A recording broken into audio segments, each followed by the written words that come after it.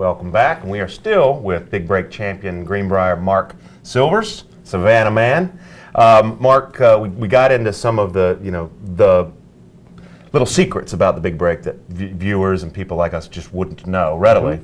Let's talk about the obvious, what we saw. We saw you work your way through 11 grueling contestants in grueling challenges that brought out not only tremendous skill levels, but an ability to maintain the emotions and remain calm.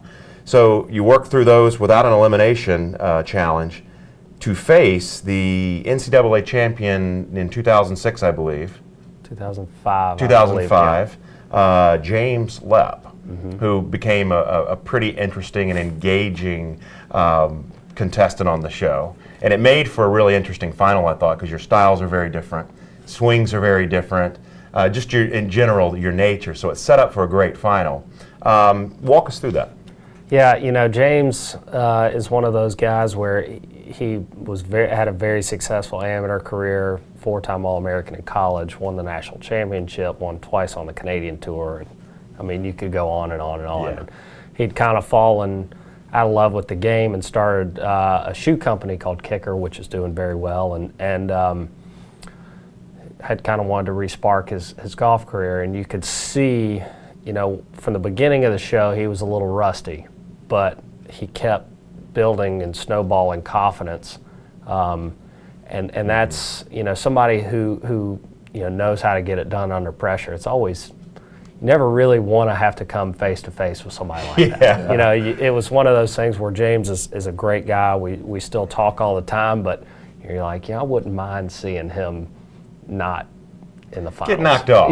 Yeah. And like you said, you know, he hung around just long enough for sometimes that confidence to kick in, and that's all it takes. Right, and it was pretty evident. You know, on the front nine, we were both striking it well early and hitting good golf shots, and I couldn't buy a putt, and James kept hitting all these wedge shots. He was polling pretty much all gimmies. of them. Yeah. And you know, before I know it, I'm 3 down, and James is not. He's not missing a fairway. He's not missing a green. He's not missing a putt. Well, and I remember watching that, and I recall something you said, which I think might have been the turning point. You tell us. You said, "Look, I'm playing great golf, and I can't control what he's doing, but I have to remind myself that I'm still playing very well." And as it turned out on the back nine, that board, very important for you. That mentality, that mindset. Yeah, you know, I was driving the ball really well. Early on, I'd hit some decent shots in there, but I was getting a lot of kind of tweeners, and you know, was hitting good shots, but they weren't looking good because James kept hitting it to 2 feet every hole. So you know, I knew there were some scoreable holes coming in. Yeah, I know James was playing well, and you know, it's kind of one of those things where when you get your back against the wall, sometimes you can just turn your brain off and say, all right, you know, I don't have any choice but to make birdies here. And you know, was and an eagle. Yeah, I was fortunate enough. Yeah, you go into. I told you before we came on air. I was watching that episode, got a little tired, and saw that you were 3 down through 11. I just turned it off, only to find out that the results were different when I woke up. You went into 14. I think you found yourself 3 down. Yeah. Then what happened? Yeah, 3 down with 5 to go, and you know, James had driven it in a little bit of trouble, and I'd hit a good tee shot, and I finally got a number where I could kind of saw off a little wedge and hit it into a tap in, and made a really crucial, you know, about a 3-foot par putt on 15, which was really big, and to have. Yeah. And got another good yardage on 16 and hit it close. And then 17, I probably hit the best 3-iron of my entire life. You did. And you know, I can speak for you. You did. It was, and you know, I had probably a 15-footer for eagle, and it was one of those things where you're so in the moment, and you know, you're not thinking about anything, to where it was one of those things where you knew it was just going to go in. Wow. And when that putt went in, we were all at B&D Burgers in Savannah for the final episode. Probably half of Savannah was there, and the whole place. They had it on the big wall outside the building, had this big projector. Cool. It was huge, and you could just hear everybody inside and outside going crazy when that putt dropped, and that's when you just knew this was it. Yeah, and you know the rest is history. You become big break champion, Greenbrier.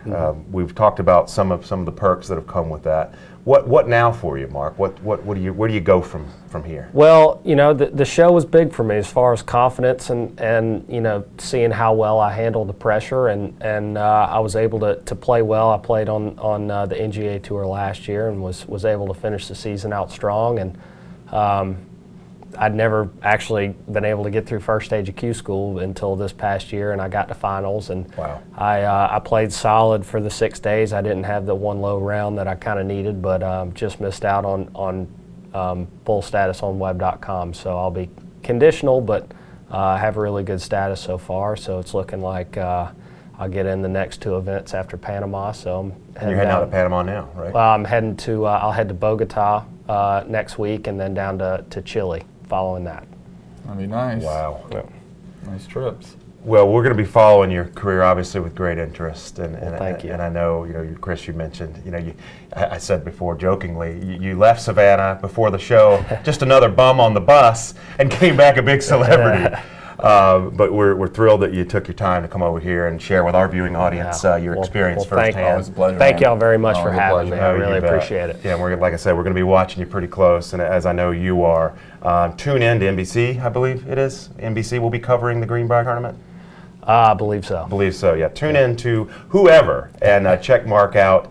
We know that Tommy Gainey has gone on to great success on tour, so the big break isn't producing just also-rans.